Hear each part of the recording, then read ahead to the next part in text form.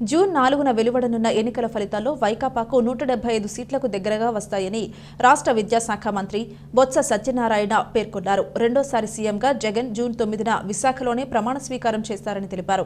విశాఖలో ఆయన విలేకరులతో మాట్లాడారు. ఉత్తరాంధ్రలో అంతా సోదరభావంతో ఉంటారు. అటువంటిది విశాఖ పార్లమెంటు పరిధిలో జరిగిన ఓ చిన్న సంఘటనపై కొందరు లేనిపోని అపోహలు సృష్టిస్తున్నారు. ఆ సంఘటన రాజకీయ ప్రలోభంతో కక్షాపూరితంగా జరిగితే చర్యలు తీసుకోవాలని పోలీసులకు చెప్పా అని మంత్రి బొత్స వివరించారు. రాజకీయ నాయకులు హింసను ప్రోత్సహించేలా మాట్లాడొద్దని, దానికి వైకాపా పూర్తి వ్యతిరేకమని చెప్పుకొచ్చారు. జగన్ విశాఖలోని రుషికొండ నుంచే ప్రమాణ స్వీకారం చేస్తారా అని విలేకరులు ప్రశ్నించగా, వేదిక ఎక్కడనేది త్వరలోనే వెల్లడిస్తాం. ప్రమాణ స్వీకారం తర్వాత ఆ భవనాలను ఏ అవసరాల కోసం వినియోగించాలో ఆలోచిస్తామని చెప్పారు. విశాఖ రాజధాని అంశం న్యాయస్థానంలో ఉంది కదా అని అడగ్గా, విశాఖను పరిపాలనా రాజధాని చేస్తామని ఎన్నికల మేనిఫెస్టోలో చెప్పాం.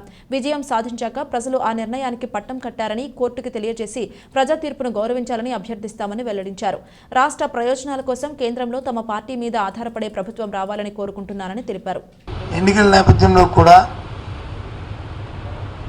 ఎక్కడో చిన్న చిన్న సంఘటనలు తప్ప పెద్ద సంఘటనలు ఎక్కడ జరగలే,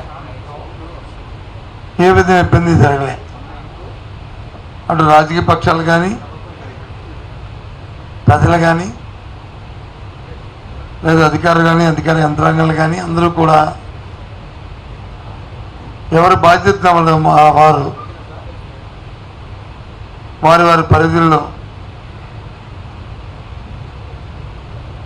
ఏదైతే ఉన్న మనకున్న సాంప్రదాయం ఉన్నాయో వాటి ప్రకారం ఎన్నికలు జరుపుకున్నాం.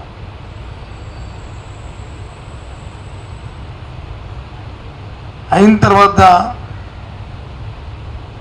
ఒకటి రెండు చిన్న చిన్న సంఘటనలు జరుగుతున్న నేపథ్యంలో వాటిని రాజకీయ లబ్ధి కోసం రాజకీయ కోణంలో దయచేసి శాంతియుతంగా ఉన్న మా ఉత్తరాంధ్ర ప్రాంతంలో ఇటువంటి సంస్కృతి లేని నేపథ్యంలో రాజకీయాల కోసం లేనిపోయిన రాజకీయ ఆరోపణలు చేస్తూ వాటిని ప్రేరేపించొద్దని అన్ని పార్టీలని కోరుతున్నారు.